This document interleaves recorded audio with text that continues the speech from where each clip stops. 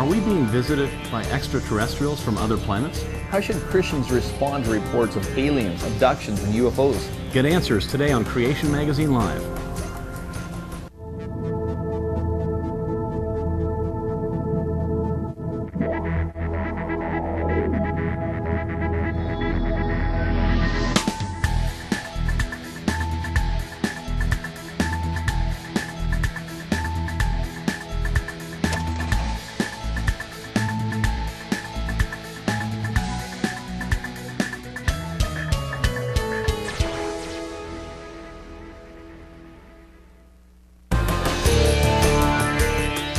Welcome to Creation Magazine Live. I'm Calvin Smith. And I'm Richard Fangrad. Creation Magazine Live gives Christians the kind of information that you'll find in Creation Magazine. Now today we're going to be covering a topic that's sure to get some of our Christian viewers, if no one else, kind of shaking their heads a little bit. That's right. We're going to talk about the whole subject of aliens, of extraterrestrial life, of UFOs, and everything alien today on Creation Magazine Live. Now, I guess Creation Ministries is known for talking about, edgier subjects. We talk about creation, evolution, dinosaurs, and all that kind of stuff. But I guess some people are going to find this the outer limits, today. That's right, the outer limits for sure. There are polls that show that a huge number of people, millions of people, even Christians, believe in UFOs. So when we're confronted with this kind of information, UFOs, perhaps a relative of yours, or you yourself may have experienced seeing a UFO, or perhaps an abduction, something like that. These experiences are real, and we'll talk about that. What is the biblical response? How do we respond biblically? How do we look in the scriptures and determine what these things really are? Well, to help us navigate through this edition of Creation Magazine Live, we've got none other than aliens expert, author Gary Bates, with us live in the studio. And so we're going to be talking to him about these issues. Now, Gary has written pretty well the definitive book on this subject from a Christian standpoint, anyway. That's what we believe. That's what we believe. And his book's been on the Amazon Top 50. It's been very well received. He speaks all over the world on this subject, and of course he's an experienced creation evolution speaker as well. And constantly gets requests for interviews on television, and both a lot of secular radio interviews as well. Right. So we're going to look into this phenomenon. We're going to have Gary Bates live with us. You don't want to miss us, so stay tuned.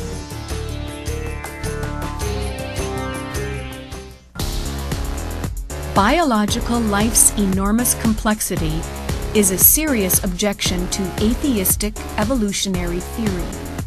Many evolutionists recognize the serious scientific problems associated with the origin of the first cell non-living chemicals.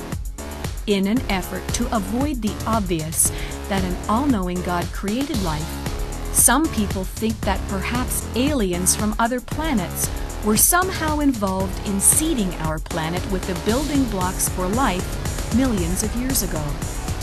But in this scenario, the problem for the evolutionary story of life still remains. It has just been moved to another planet. The truth is, there is no intelligent life on other planets. God created life fully functioning right at the very start. Alien Intrusion has a lot more information on aliens and the creation-evolution issue. Creation Ministries international staff, many from a wide variety of scientific disciplines, have produced thousands of articles now available in a massive online database. www.creationontheweb.org has grown to become the world's most powerful internet resource on the creation-evolution issue. There are more than 5,000 articles already online, and new articles are added daily. Some of the topics covered include the feasibility of Noah's Ark and the evidence for a global flood, the age of the Earth from both the Bible and science, scientific arguments against the Big Bang and models that explain observations in astronomy within a young Earth time frame, recent discoveries that support dinosaurs fitting with biblical history, and many, many more topics. These thousands of articles are available for free 24 hours a day to anyone on Earth with an internet connection. One of the main reasons that CMI built this website is to strengthen the faith of Christians. Genesis is one of the most attacked areas of the Bible. creationontheweb.org provides logical, scientifically accurate counterattacks in this area. As 2 Corinthians 10 verse 5 says, "We destroy arguments and every lofty opinion raised against the knowledge of God." Got questions? Get answers at creationontheweb.org. Was there rain before the flood? Genesis 2 says only that there was no rain when Adam was created on day 6. It doesn't rule out rain during the entire time before the flood. What about the covenant of the rainbow God made with Noah after the flood? Doesn't that prove there weren't rainbows before the flood? God frequently gave existing things new meanings. For example, bread and wine already existed, but were given specific significance at the Lord's Supper. There's a lot more information in the Arguments Creationists Shouldn't Use section at creationontheweb.org. Well, welcome back. Many Christians today would be hard-pressed to give answers to questions about aliens, government cover-ups, crop circles, UFOs, but not Mr. Gary Bates. Gary, welcome to Creation Magazine Live. Thanks, Cal. Yes, welcome. So as a biblical creationist, you're of course with our ministry, you're one of the speakers with our ministry, head of ministry over in Australia. Why did you write this book, Alien Intrusion, UFOs, and the Evolution Connection? Well, as you're aware, our ministry, and you've already alluded to it, predominantly gives answers to the difficult questions. And increasingly, one of the most common questions we're being asked, particularly by young people, is what about UFOs and aliens? And our culture seems to be infatuated with this idea about extraterrestrial life. Could spaceships from another planet? And of course, that's a common theme in many TV programs and movies that we see today. So, how many people in the general public actually believe in aliens or UFOs and things like that, Gary? Yeah, Cal, that's pretty well documented. Polls around the world, and in fact, on our website last year, I wrote an article about a Reader's Digest poll that showed that 8 out of 10 people in most Western countries believe that there is life on other planets. And the majority of those believe that aliens have visited or are presently visiting the Earth. 80%? 80% of Western peoples, yeah. So is there really something going on, though? I guess that's the question. There's no question. I think when we say the word UFO, though, what most people think of is a flying saucer with people from another planet. Aliens, yeah. But a UFO, the definition is quite simply an unidentified flying object. And the statistics show that 90% of all UFO sightings can actually be explained as man-made, naturalistic objects, something like that. In fact, the most common mistake in UFO, which would surprise some people, is the planet Venus. But what causes us to make us think that there is something more mysterious is those cultural ideas that we have, as I said, that are portrayed in movies, TV programs, etc. Right. With all the movies and the alien themes around current movies, is there any other older historical data of people who've seen UFOs before the current popular culture? Sure.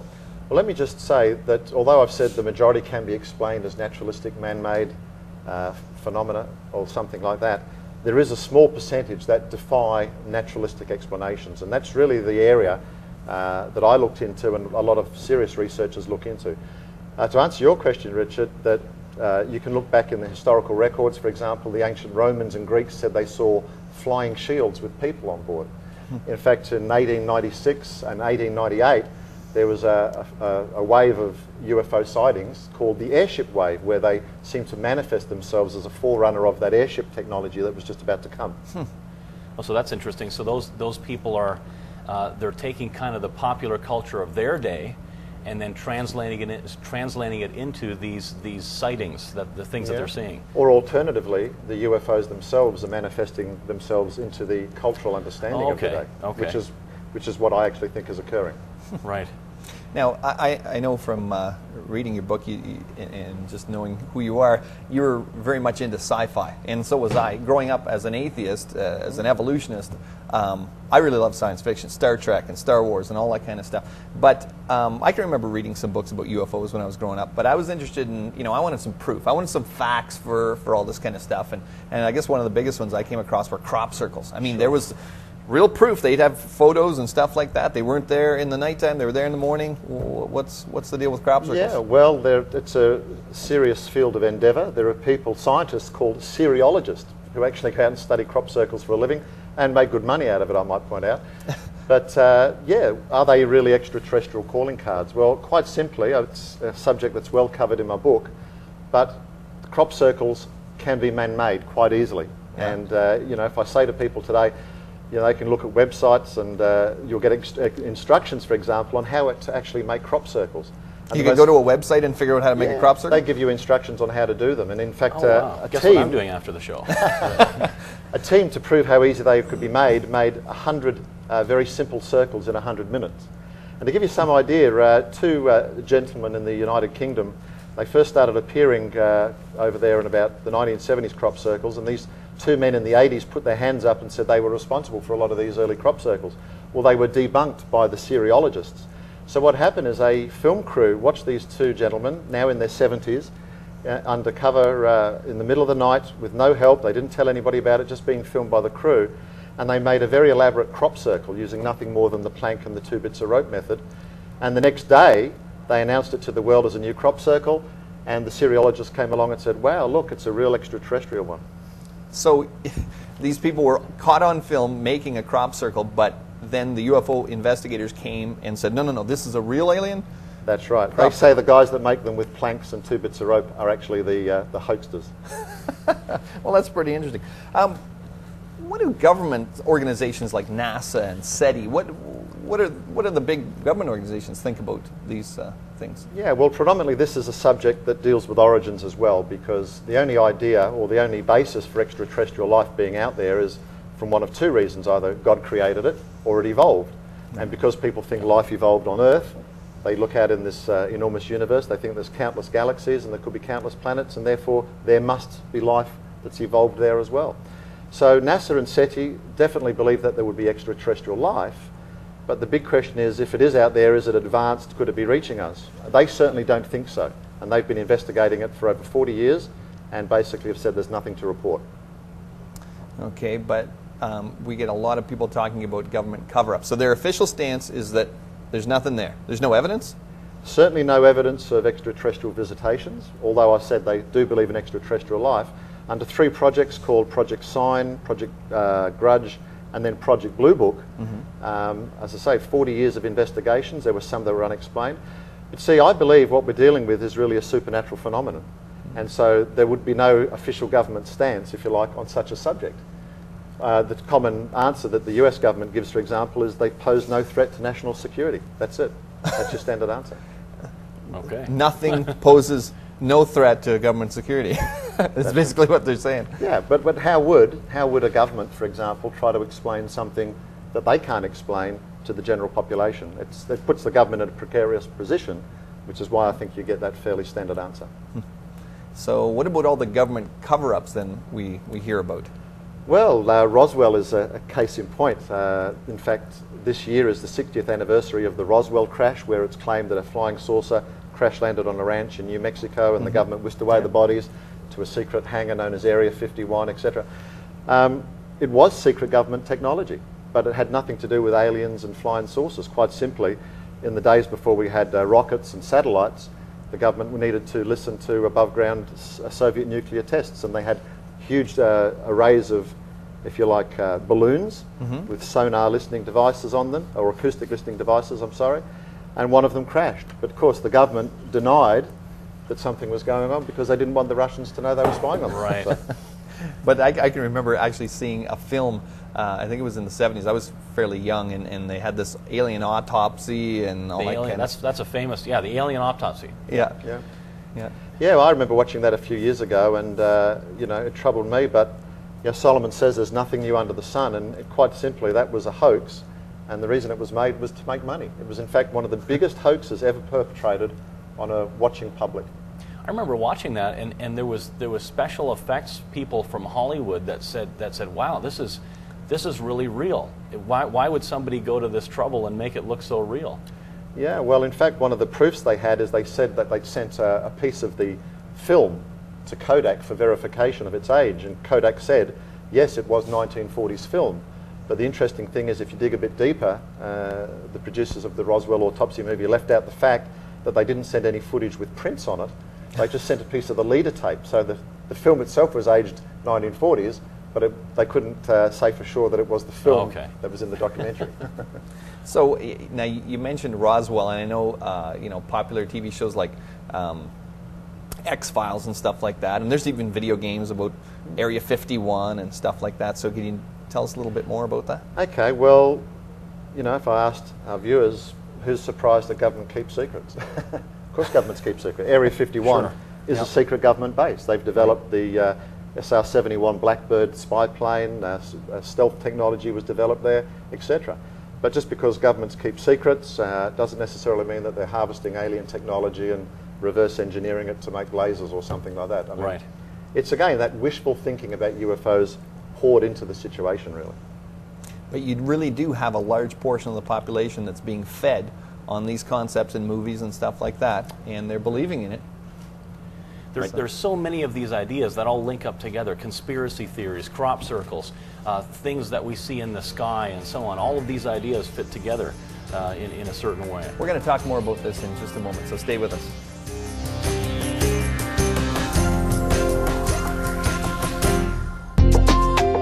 Many people believe that carbon dating has proven the biblical timeline is not scientifically valid. It supposedly dates some material beyond 6,000 years. Because the theory of evolution requires millions of years to be viable, a young Earth position is in direct opposition to that theory. However, in many cases, carbon dating has not assisted evolutionists in the attempt to prove the theory of evolution. Take coal, for example. If in fact it is millions of years old, it should have no traces of carbon-14 in it. However, scientists to date have not yet found any coal completely lacking all carbon-14. While this may baffle many scientists, it makes perfect sense to creation scientists who believe that the Earth is relatively young. Creation Ministries international staff, many from a wide variety of scientific disciplines, have produced thousands of articles now available in a massive online database. www.creationontheweb.org has grown to become the world's most powerful internet resource on the creation evolution issue. There are more than 5,000 articles already online, and new articles are added daily. Some of the topics covered include the feasibility of Noah's Ark and the evidence for a global flood, the age of the Earth from both the Bible and science, scientific arguments against the Big Bang and models that explain observations in astronomy within a young Earth time frame, recent discoveries that support dinosaurs fitting with biblical history, and many, many more topics. These thousands of articles are available for free 24 hours a day to anyone on Earth with an internet connection. One of the main reasons that CMI built this website is to strengthen the faith of Christians. Genesis is one of the most attacked areas of the Bible. Creationontheweb.org provides logical, scientifically accurate counterattacks in this area. As 2 Corinthians 10 verse 5 says, "We destroy arguments and every lofty opinion raised against the knowledge of God." Got questions? Get answers at creationontheweb.org.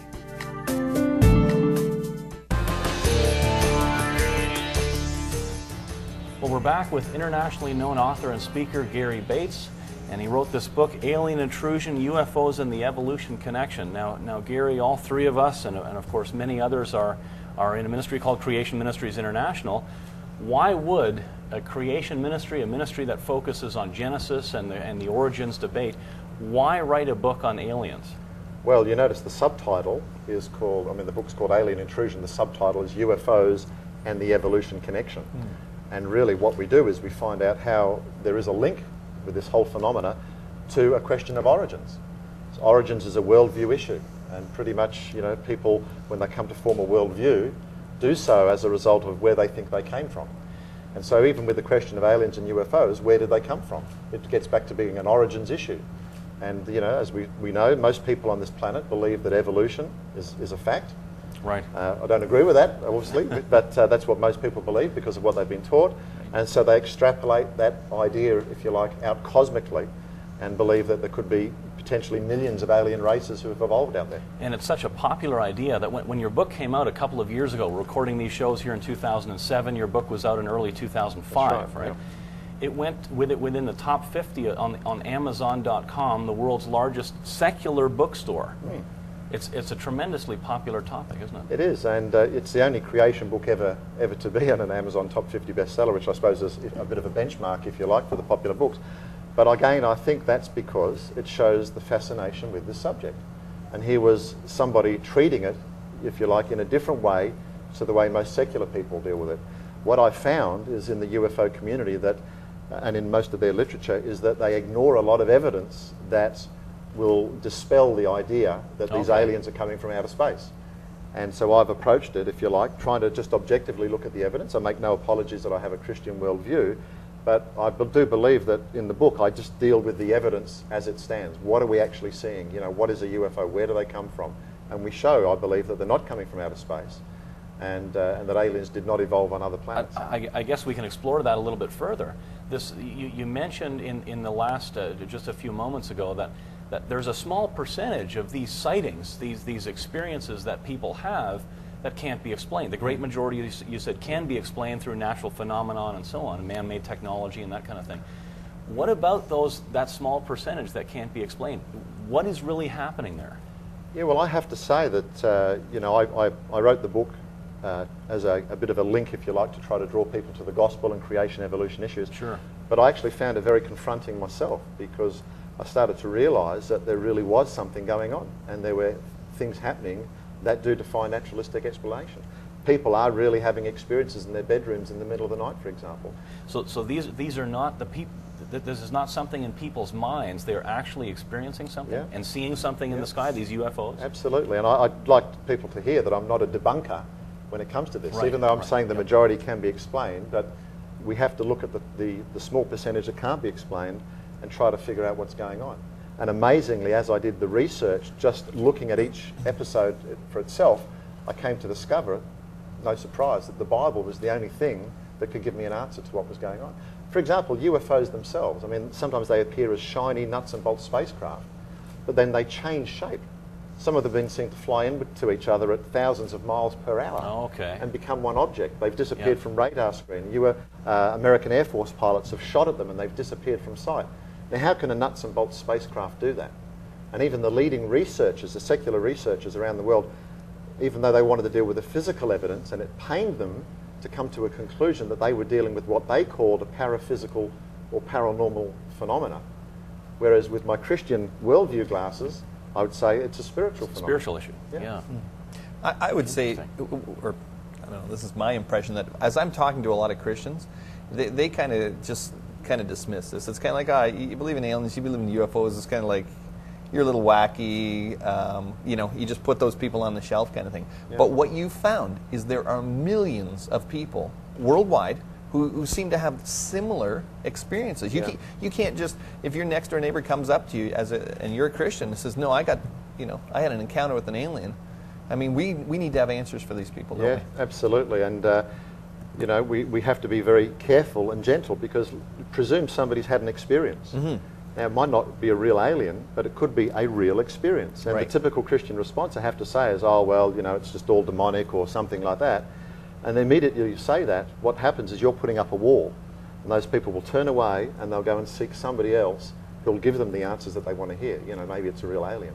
So don't deny the experience, but try to work through it and explain what might be happening to them. So if these experiences, if these UFOs, these things that people are seeing, if they're real, they're really seeing them, but they're not physical, as you said, nuts and bolts crafts, and they're spiritual, there's evidence against them being nuts and bolts crafts other than just the visual phenomenon. What about interstellar travel? Travel from very far away with a physical craft? Is that even possible? Yeah, we've all seen Star Trek now and Star Wars, so is it actually possible for advanced civilizations to make crafts and get here, or what? Well, it'd be nice. I mean, I confess to being a closet Trekkie, but the concepts of traveling at warp speed and hyperspace. I mean, we're talking about magnitudes faster than the speed of light. The speed of light is 300,000 kilometers every second. And Einstein has really showed that that is a physical impossibility within our time-space universe. Right. If you hit a grain of dust travelling at even 50% of the speed of light, it'd be equivalent to 10 tons of TNT going off inside the spaceship. Okay. So, Yeah, but wait a second. Don't you just hit shields up and then it's all good? yeah, and you know, when you want to do a U-turn at warp factor 9, you have inertial dampers to stop you getting Accelerate, splattered yeah, on the right, walls yeah. or something. No, it's in the realms of science fiction. That's what people need to realise. And that's why organisations like NASA and SETI do not subscribe to the idea that aliens could be visiting the Earth in advanced technology. You have to actually defy the known laws of physics. You can't do that. Right, and those are known laws of physics. That's right. It's not like there's some science out there that we're just not sure about. We know how things work and so on. Well, it's illogical to resort to an unknown to explain something. Right, So right. it doesn't make sense. What do you say to people, though, that say, okay, 3,000 years ago, it was impossible for somebody to think of a light bulb.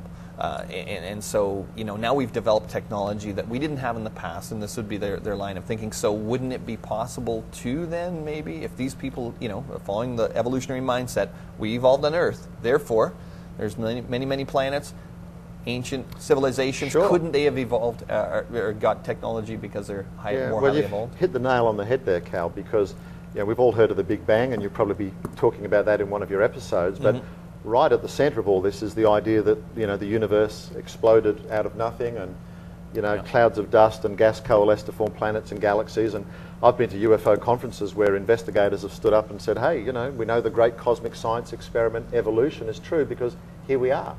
Therefore, they say in an 8 billion or 14 billion year old universe as predicated by the Big Bang, there could be alien races that could be 1 billion years older than ours.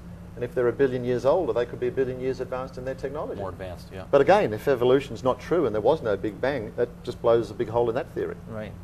Well, during talks that I've done, we always talk about, okay, it's either creation or evolution. Those are your two explanations for being here. But I've actually had people say, well, what if the aliens did it?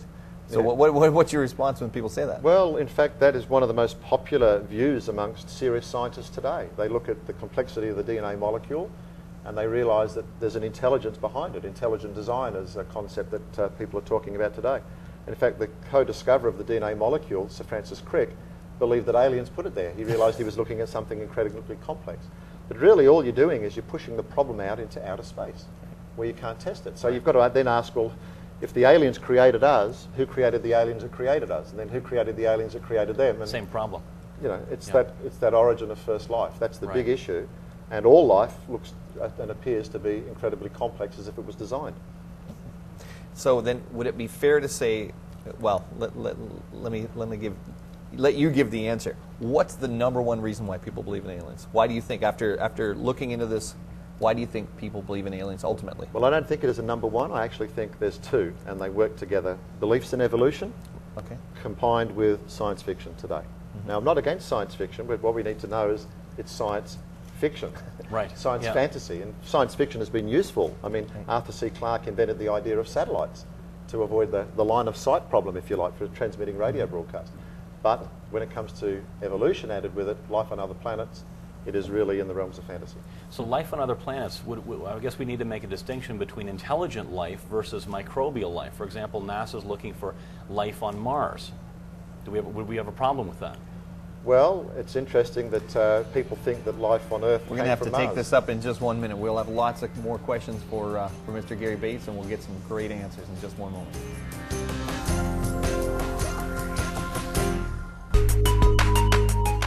Young Earth creationists are sometimes accused of believing that the whole Bible should be taken literally. What we actually encourage is that the biblical text should be taken according to the style of writing, that is, taken straightforwardly. The Bible contains poetry, parables, prophecy, apocalyptical writing, and historical narrative. Each writing style should be taken as it is written. For example, we should not twist the parables of Jesus to suggest that they refer to real people or events. Since Genesis was clearly written as historical narrative, to understand it straightforwardly means taking it as a literal historical record of what actually happened. Alien intrusion, UFOs, and the evolution connection. Little green men? Flying saucers? No longer relegated to the lunatic fringe, the search for alien life has taken the world by storm. In this sensational book, UFO researcher Gary Bates exposes truths that will change readers forever. This book leads the reader inexorably to one conclusion. There is an intergalactic battle over the history of life in the universe, and for the souls of human beings. Did God create life on other planets? Otherwise, why is the universe so big? Is there life in space? Should we search for extraterrestrial intelligence? Were the sons of God and or the Nephilim of Genesis 6:4 aliens? The answer to these and many other questions may shock and surprise you. Learn what the all-encompassing theme is behind the belief in extraterrestrial life. These eye-opening insights will likely win many for Christ. Each Creation magazine has a news section called Focus, where we look at things that are happening in the news regarding the creation evolution issue. And since this is Creation Magazine Live, we're doing the same thing live regarding our topic today, which is UFOs, aliens, abductions, and so on. And since we have Gary Bates, our special guest here, we're going to ask him some things about things that have happened regarding this topic in the news recently. Cal, you've got an article, an Arizona governor. Yes. Let's run this one by you, Gary, and see what you think about something like this.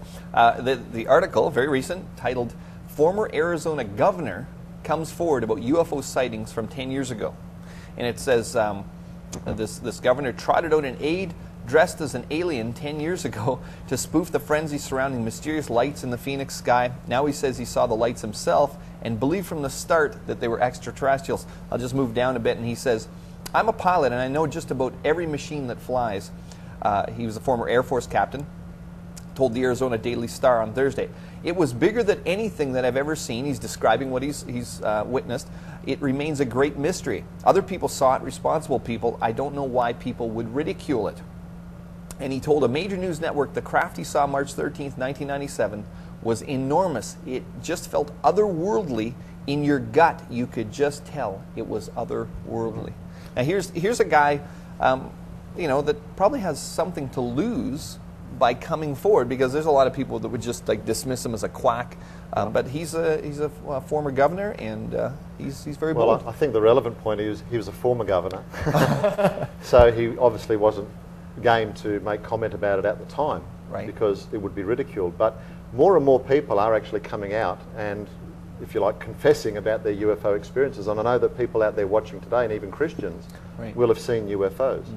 And as I said, we're not denying those experiences, but there was once upon a time you'd be regarded as a crackpot, right, to talk about such things, whereas today, you wouldn't be regarded in the same light. So it's, the environment is a lot easier for people to have a look at. There's no question the Arizona sightings are very famous. Thousands of people have seen them, and so they're well documented, and you just can't dismiss something that thousands of people have seen. Well, he even says, "I don't know why anyone would ridicule it." Now, lots of people do ridicule it, but apparently he is so sure that he had this experience, and that several people have, that we should just accept it as truthful, so on and so forth. Well, we need to understand that actually our senses can be deceived. I mean, I could, hold my book up if I was a good magician, quote magician, and make it disappear. But you have enough head knowledge to know that I actually can't make something disappear. So right, immediately you understand that it's a sleight of hand or something. But when you're dealing with something that is of an unknown quality, then you tend to be taken in by, if you like, the visual experience. And right, that's really what's happening. Our senses can be deceived. Now, we actually are seeing something. We could be seeing something that's physical, yeah, but where is it manifesting from? Where is it? Is it really from another planet? That's the question that really people want to know. Now, I've read your book, and I've actually listened to it on CD a couple of times, it's a great book for anybody that's interested in this, and even not. I wasn't really interested in this topic, actually, at the time your book came out, but I saw it, and I read it, and I was really gripped by it. I thought it was really well done. But there are some famous people. You said he was a former governor, but aren't there some famous people that have hung it out there and said, "Yeah, I believe in aliens"? Absolutely. Former US President Jimmy Carter, during his election campaign, of all things, came forward. Didn't seem to diminish his chances because he obviously won office. Former NASA astronauts, Gordon Cooper, who died recently, as another former experiencer who's seen UFOs and has actually even petitioned the United Nations. Right now, before the UN, there is a petition. They're actually discussing a bill promoted by all people of former Canadian Minister of Defence Paul Hellyer, Right. who was a real UFO believer. And they're actually considering whether to make the next decade the decade of contact with UFOs, a subject known as exopolitics.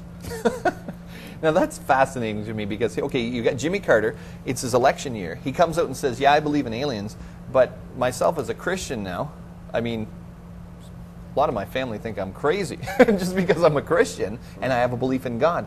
So obviously this concept is so entrenched in our culture that it's very, you can be very respectable, so to speak, and believe in aliens, but in some places, if you believe in God, you're not well respected. Yeah. Well, what we have to understand is some of the technology that is manifesting itself, some of the experiences or the sightings that are manifesting themselves are manifesting as if they're technology. So it gives that appearance of something more advanced or more alien, and that is the deceptive nature of it. We've got another article here actually from our website that you wrote regarding a news article. I'll just read some of it briefly here. We previously reported the antics of Paul Hellyer, this same fellow, the former Canadian Minister of Defence in Pierre Trudeau's cabinet. That's here in Canada where we're taping these shows. And that was in Creation Magazine. You reported on that in one of the Creation magazines. And his belief in UFOs. He received a standing ovation during a speech to university students when he said this: UFOs are as real as the airplanes that fly over your head. I'm so concerned about what the consequences might be of starting an intergalactic war that I just think I had to say something. And so that word exopolitics is right in here in the next paragraph again. Yeah.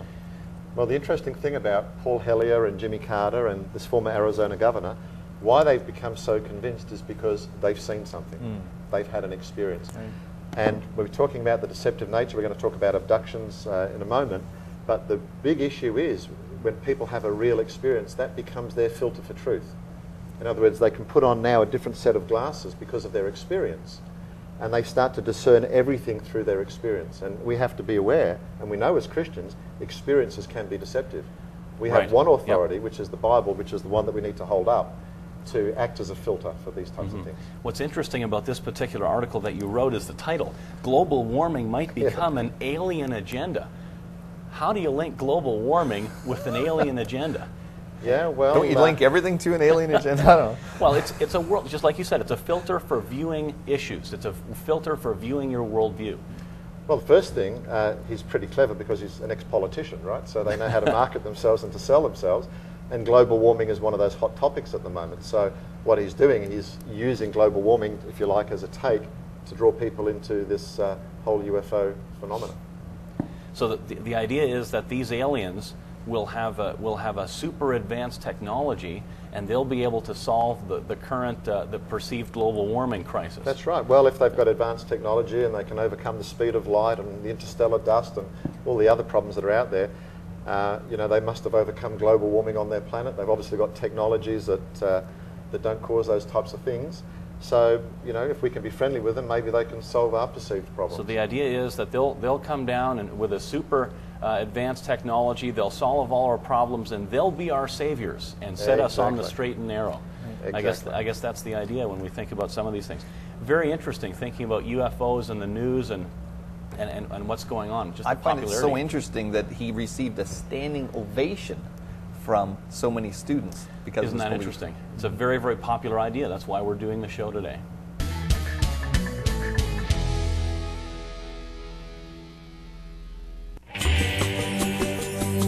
Many have said that creationism is religion based on faith, and evolution is science based on facts. However, the word religion has been defined as a set of beliefs concerning the cause, nature, and purpose of the universe. The theory of evolution is exactly that. Evolution is a belief about what happened in the unobservable past. It is a belief about what caused the universe to come into existence. It goes even further by commenting on purpose or morality as admitted in an interview with evolutionist Richard Dawkins. The interviewer asks, "There's a large group of people who simply are uncomfortable with accepting evolution because it leads to what they perceive as a moral vacuum." Dawkins responds, All I can say is that's just tough. We have to face up to the truth. Evolution clearly fits the definition of religion. Aliens, UFOs, and the Bible.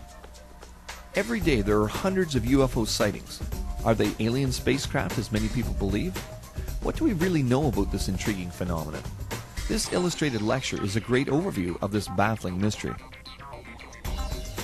This DVD examines the most famous events that have defined UFO culture, such as Roswell and the alien autopsies, astronaut Gordon Cooper's sightings, and the claims of famous contactees Bill Meyer and George Adamski. Discover evidence about alien abductions and other UFO phenomena that is widely ignored by the UFO community and how it relates to the Christian faith. In this fascinating video, featuring UFO authority Gary Bates, you'll finally get answers from observational science and the Bible. This DVD addresses the most important topics on this exciting subject and is a perfect conversation starter. Well, we're back with internationally known author and speaker Gary Bates, and he's our resident alien expert, and he's written this book, Alien Intrusion, UFOs and the Evolution Connection. Now, we've been talking a lot about some of the different aspects of your book, but I'm sure our Christian audience is very interested in getting down to the nitty-gritty of all these topics. So let's dig into some biblical truths here.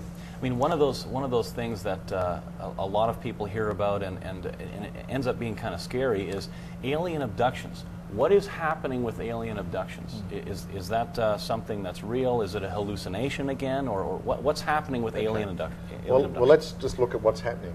Typically, people are asleep in bed, or they're driving their car. They see a UFO, or they see something enter their room, a little being.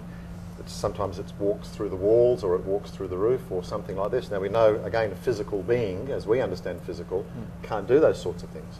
Then they have, they recall, usually under hypnosis, being taken aboard the spacecraft and being subject to grotesque medical examinations. It's quite scary stuff. I mean, you can imagine if you really believe something like that happened to you, that's pretty much a life-changing experience. And so that's the power of this.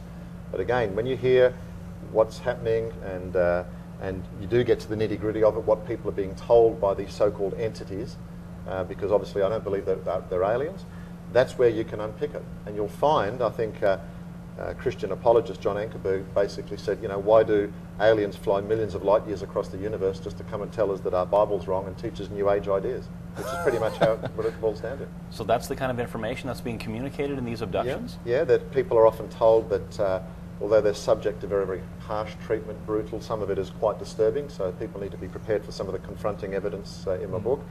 But they're told that it's for their own good, that the aliens are their saviours, they're their creators, and ultimately they're going to lead the world into a new age, some sort of nirvana or some sort of paradise. And there are even accounts in there that mirror the Bible's events, about end times, for example, but all with a UFO twist. I'll give you an example. I've been stood at UFO conferences, and I've got photos there of people that show Elijah, being raptured into a UFO, Jesus hanging on the cross surrounded by thousands of spaceships that are supposedly the heavenly host. And most Christians laugh at that. And when I mentioned that at a meeting once, I remember one lady stood up and shouted out, well, what's wrong with that? Because you see, the supernatural is explained away as a quasi-technology, because if they're advanced, it might appear to us to be some sort of supernatural event, but again, it's that old trick about, well, maybe it's advanced technology you don't understand. In other words, Jesus was just an advanced extraterrestrial. That's how he could turn water into wine and raise the dead. Okay, so those miracles that Jesus did, and the apostles perhaps, and the Old Testament, the signs of God and so on, they're being reinterpreted now through these alien abductions.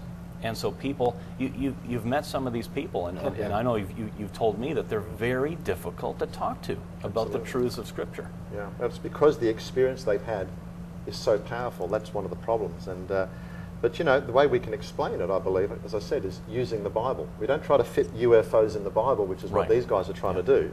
We can actually use the Bible to explain UFO manifestations. And we use the term alien abductions, but of course I don't believe they are alien abductions, and that's why I choose the term that they are experiences. They've had experiences. And when I talk about the beings, I use the word entities, because I believe that there are things happening to these people. So if they aren't aliens, they're not coming from crafts from other worlds, where are they coming from? That's it, and that's the thing that stumped most people. And even the movers and shakers of the UFO movement, serious scientists, have come to the conclusion, as I mentioned before, that they're dealing with something paraphysical. So they say that they might be coming from another dimension. Now, if you like, I believe that the Bible does talk about other dimensions. It talks about a spiritual dimension. The Apostle Paul says we have to spiritually discern things. Why do we do that?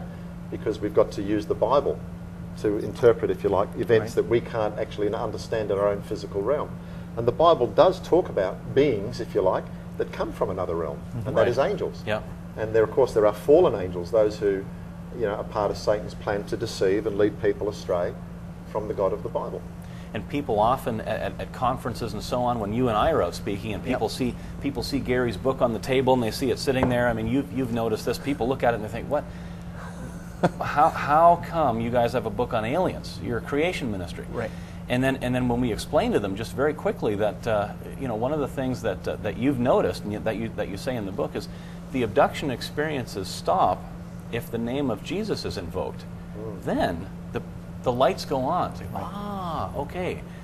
Now I begin to see the connections between this topic and what you guys are on about. Because one of the things you mention in the Bible, and you've already talked about, is the fact that people that believe in UFOs are pretty comfortable with the Bible. They'll read the Bible and believe in UFOs, and they'll just sort of mix it together, kind of like putting it in a blender, I guess. Well, this is why Christians should not ignore this. You sort of mentioned, why are we dealing with this? But Christians ignore it at its peril.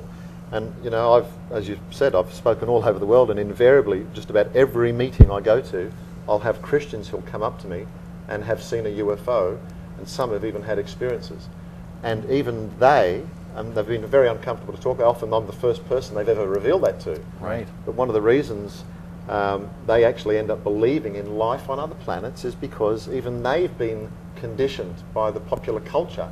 And this is the problem today with evolution. The church should be salting the culture, but what happens is it's the other way around. The church gets influenced by these external ideas. Yes, and we've talked about the millions of years and how pervasive that idea is. Here's another pervasive idea, aliens and so on. We're finding, people in the church are beginning to reinterpret the Bible in terms of UFOs. Well, I think one of the things about Creation Ministries is we want to give Christians answers for the questions that they're getting asked out there, especially if they're out there witnessing. And so if we don't give them an answer about aliens, the world's going to give you an answer about aliens, and it's going to have nothing to do with the Bible. Well, in fact, I think here is a great opportunity for Christians, in fact, to take the lead. Because I would challenge people watching this, go and ask a teenager in a public high school somewhere, just go and poll a few teenagers, and you'll find that the majority of them believe that there are aliens and that they are our creators. And in fact, one of the most disturbing things, I was actually teaching at a Bible college back in Brisbane in Australia. I was talking about the subject, and a youth pastor said he polled the youth group and he asked the question, who here believes in aliens, UFOs, that kind of stuff? And he said every single person, I'm not exaggerating, this is what he told me. This is from a Christian youth group. From a Christian youth group. Every single person in that youth group said they believed in UFOs or aliens or extraterrestrial life. Wow. So if we can begin to make those connections, like that one that can be made in just a few minutes when people see the book on the table again, why do abduction experiences stop if the name of Jesus is invoked? There's a ministry in Florida you mentioned that, and the folks there used to believe that these phenomenon were aliens from other planets, extraterrestrial life, and they've changed their viewpoint, haven't they? Well, they actually worked for the world's largest organisation that investigates UFOs, and they felt that they'd stumbled across something, and they went amongst their own colleagues and rang all over the world, and all their colleagues said they all found that the same experience, that abductions were halted in the name of Christ, but they dismissed it as a religious notion. They didn't feel that it fitted with the science and often their New Age ideas. Okay, so why would abduction experiences stop if the name of Jesus is invoked? It reveals the identity of the aliens, doesn't That's it? right, absolutely. Ultimately. Absolutely, That's and that's where it gets to.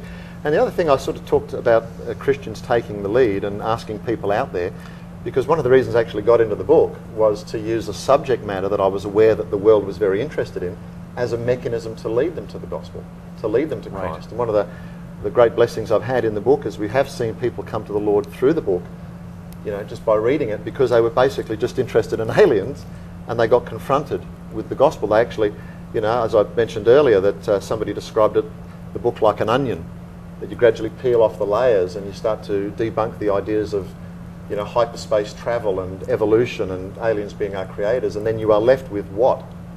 And you're left with the only conclusion that there is a creator, that there is a spiritual dimension to our own existence, and that this can be explained by the Bible. Right. So through this book, you're actually building a biblical worldview using this fascinating subject of UFOs and aliens. That's right. That's great. So I believe you have a website that's dedicated to this as well. Yeah, again, the website, like the book, is predominantly designed, and I say unapologetically, as a hook to try to get people using this subject matter interested into biblical things. And the website is called alienintrusion.com. One word, alienintrusion.com. There's lots of pictures. There's even games on there.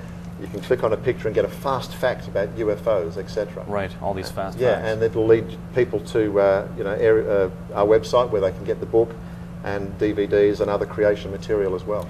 What a fascinating topic. That's been our topic today on Creation Magazine Live, answering the tough questions that Christians have about these phenomenon, not just creation evolution, but in many areas.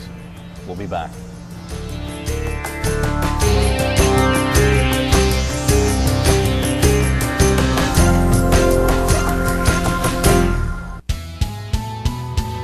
Supernovas. When a massive star explodes, it is called a supernova. This explosion is so bright that it will briefly outshine the rest of its galaxy. According to physical equations, the supernova remnants should keep expanding for hundreds of thousands of years. If our own galaxy really is billions of years old, we should be able to observe more than 5,000 supernova remnants with a diameter of 300 light years or more, yet we don't see a single one. This is exactly what we would expect if our galaxy was 6,000 to 10,000 years old.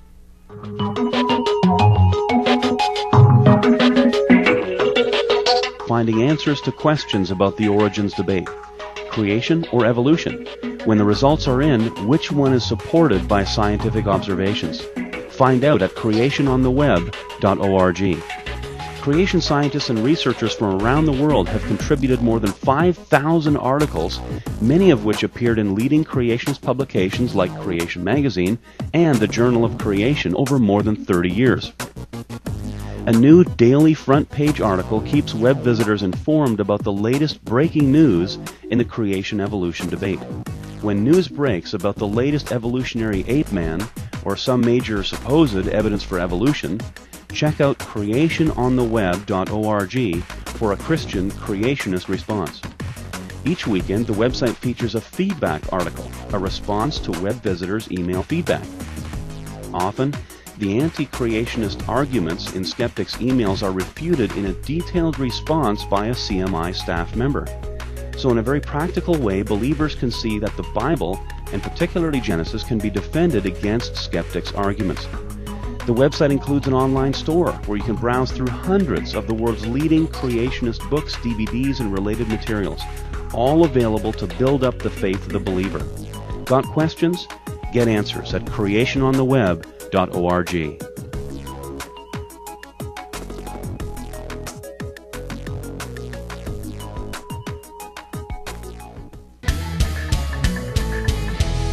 Welcome to the feedback section of the show. This is where we look at some of the feedback via our website, via letters, and so on. Now you've received quite a number of letters after your book came out on aliens, just a few.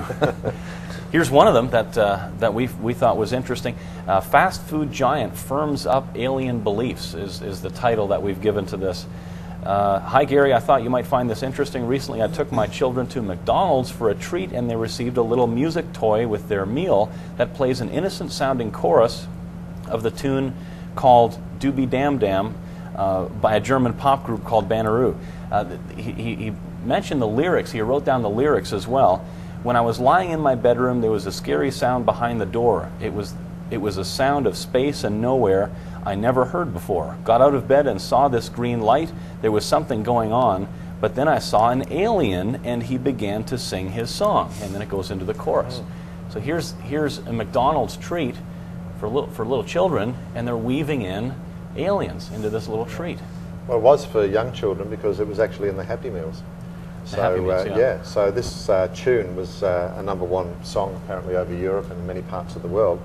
But I actually downloaded the music video on my website, and there it is. It's got the aliens taking people out of their bedrooms, the whole thing. And this was this idea in a cartoon, or not a cartoon form, an animated form, appealing to children, is desensitizing children to this concept.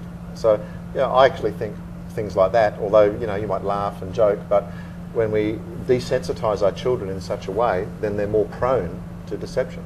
It's like evolutionists using dinosaurs to promote the idea of millions of years. Nobody's ever seen a dinosaur. Dinosaurs lived millions of years ago, and that kind of thing. And that's taught to very, very small children. And so but now you've got little kids that believe in aliens. I mean, these are 3-4-year-old kids, and so they're going to grow up with that concept. And it's pretty hard to change people's minds once they believe something. Right? It is. Like as we know with anything, if you train a child in that way when they're young, that's what Solomon says, they will not depart from it. He was talking about biblical things, but it's also a principle in terms of training people with the wrong concepts when they're young. Yeah. Right. The greatest influences, can be made when they are very, very young children. Now, these are big companies, though.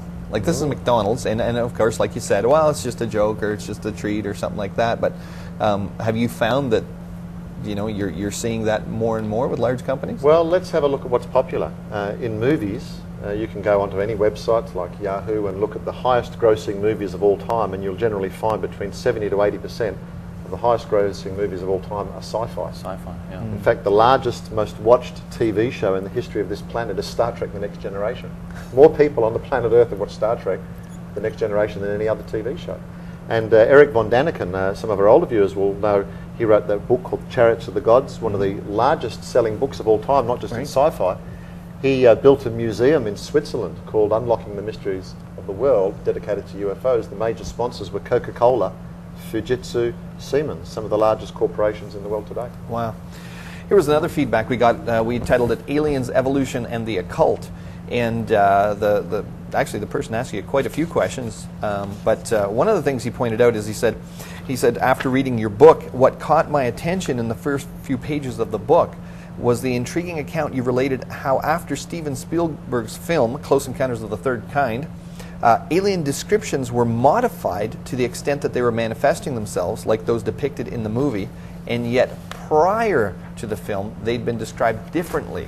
So he's saying after that movie, which you recorded, all of a sudden people's perceptions of what aliens look like was different, and then people started reporting that. Yeah, what they look like based upon their experiences. That's the thing. And so a lot of people therefore think, well, it's the psychology, so they're interpreting it, whatever. But that's not the case. We look down through history and we can see that the actual visitations themselves, the appearance of those beings, has changed according to the culture of the day. And in fact, one of the world's leading UFO investigators, or ufologists, Dr. Jacques Vallée, showed that the accounts of fairies and elves and sylphs actually mirror, if you like, our modern alien abductions today. The same sorts of phenomena that were happening to people then are happening under the guise of alien abductions. Oh, wow. And the greys, etc., those typical little grey beings that we see in a lot of sci-fi movies today, really came about as an advent of Spielberg's Close Encounters. The same with UFO sightings. You might remember in the first segment we talked about how they've changed their shape. Well, they've done that over time. The most common description was a ball of light or something, but in fact the most common shape today is a triangle shape. Don't ask me why, but that's what it is. So it seems like the big conclusion is these people have been having experiences throughout history, and this is just the same experience but repackaged, if you might want to call it, in a way that this culture will accept it, and they feel that it's, I guess, it's okay, it's reasonable. Well, let me give you an example, Cal. If a person in the street had something describing itself as a fairy, stood them at the bottom of their bed, we'd laugh, because we've all been done away with those ideas. But they don't have a problem with the idea that a little grey entity stands there and says, I'm from the planet Zook and I'm here to help you. They'll believe that, basically. Right. So, but 200 years ago, if you had a little alien say, I'm from the planet Zook, that wouldn't have meant anything. But if you were a fairy, then, so it's just the same old thing repackaged. Wow. Yep. Well, Gary, it's been great to have you on the show. I'm sure we'll have you back again. That's it for Christian Magazine Live. Tune in next week.